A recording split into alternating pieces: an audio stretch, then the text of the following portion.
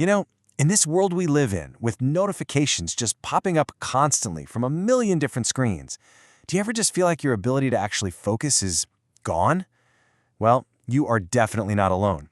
We're about to dive into the story of author Chris Bailey, who did some pretty wild experiments on himself to figure out how to reclaim our focus in this crazy, distracted world. All right, I've got a question for you, and be honest. When you sit down at your desk to work, how long can you actually truly concentrate on one single thing before you feel that pull, that itch to check your phone or open a new tab? Seriously, think about it for a second. Is it 20 minutes? Maybe 10? 5? So the actual research, it's kind of wild. It turns out that when we're working in front of a computer, our average attention span on any single task is just 40 seconds. And get this, if you've got something like Slack or Microsoft Teams open, it drops to 35 seconds.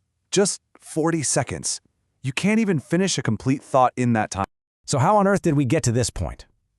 Well, it all starts by looking at a day that probably sounds a little too familiar for most of us. A day we live through a never-ending parade of screens.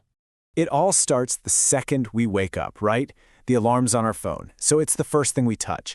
And before our feet have even hit the floor, we're scrolling, and boom, you're just jumping from app to app, maybe watching one of those oddly satisfying cooking videos on Instagram, checking emails. The day hasn't even really started, and our brain is already firing on all cylinders. And it doesn't stop there, of course. Let's say you go to make breakfast. That's a simple, offline task, you'd think. But no, there's another screen. The iPad is sitting right there by the stove, playing something in the background. Your attention is split right down the middle, between the omelet you're trying not to burn and whatever's playing on the screen. And then it's time for the main event, the workday. We just moved from one screen to the next. Now we're at the laptop, which, let's be honest, is probably hooked up to another monitor, right? This is supposed to be where the deep, focused work happens, but it's just another stop in the digital whirlwind we've been in all morning. And the whole time you're trying to get stuff done, there's what Chris Bailey calls the little devil on the wrist, your smartwatch. It's constantly tapping you, beeping, buzzing, yanking your attention away from what you're actually trying to do with every single little notification. It's a relentless attack on your focus. So Bailey looked at all this and realized, okay, my phone is the #1 culprit here. So he decided to do something pretty extreme.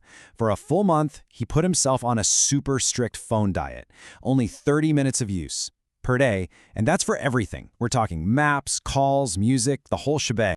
Now, the first week was rough, you can imagine.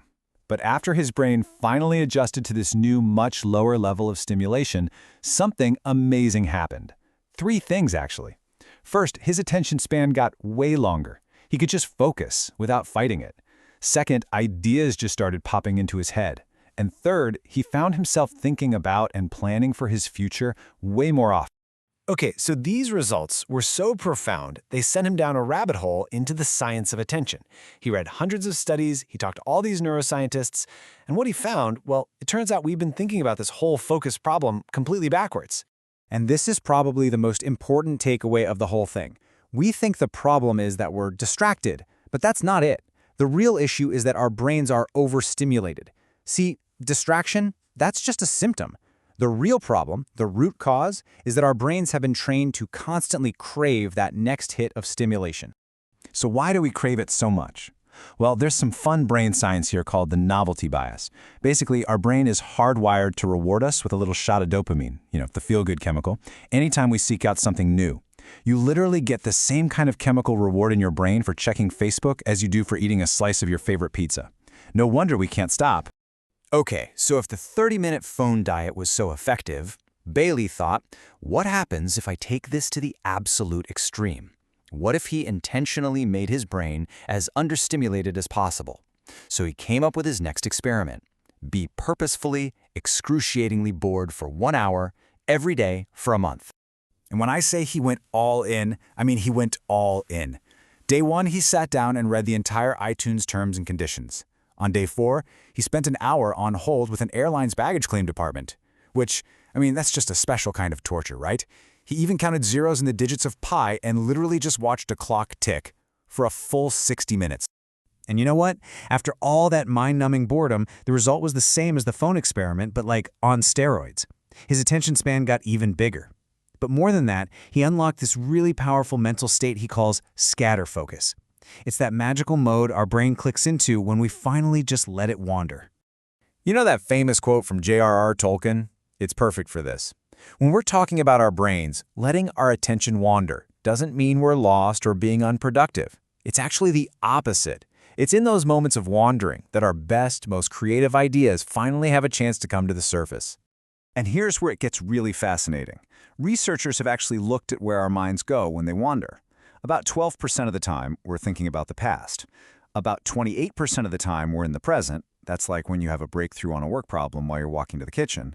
But get this, a whopping 48% of the time, almost half, our minds are wandering to the future. It's called the perspective bias, and it's basically our brain's dedicated planning mode. So, how can you actually do this? How can you tap into this superpower?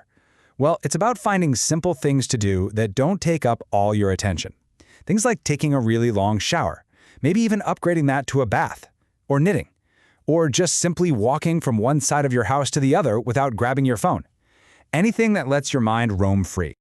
All right, so this has all been really interesting, but how do you actually apply it to your own life? Well, this whole thing is really a challenge to get your attention back, and it starts with two really big shifts in how we think about focus. First up, we've got to ditch this hustle culture idea that the goal is to cram more and more into our day. It's not. The goal is to create more space. It's like a highway. You need space between the cars for traffic to flow smoothly. Our minds work the same way. And second, and this is the big one, drill this into your head. Distraction isn't the enemy. Overstimulation is. If you manage your stimulation, your focus will take care of itself. So I'm going to leave you with a challenge, a 2-week plan. Just try to make your mind a little less stimulated every day and see what happens. Use the settings on your phone to limit your screen time. Create a simple disconnection ritual, like no screens from 8 p.m. to 8 a.m. Try to find a few minutes every day to just be bored. And finally, let your attention scatter on purpose and just notice where your mind wants to go. You will be amazed at what comes up. And all of this really boils down to one powerful idea. The quality of our attention is what determines the quality of our lives. I mean, think about it.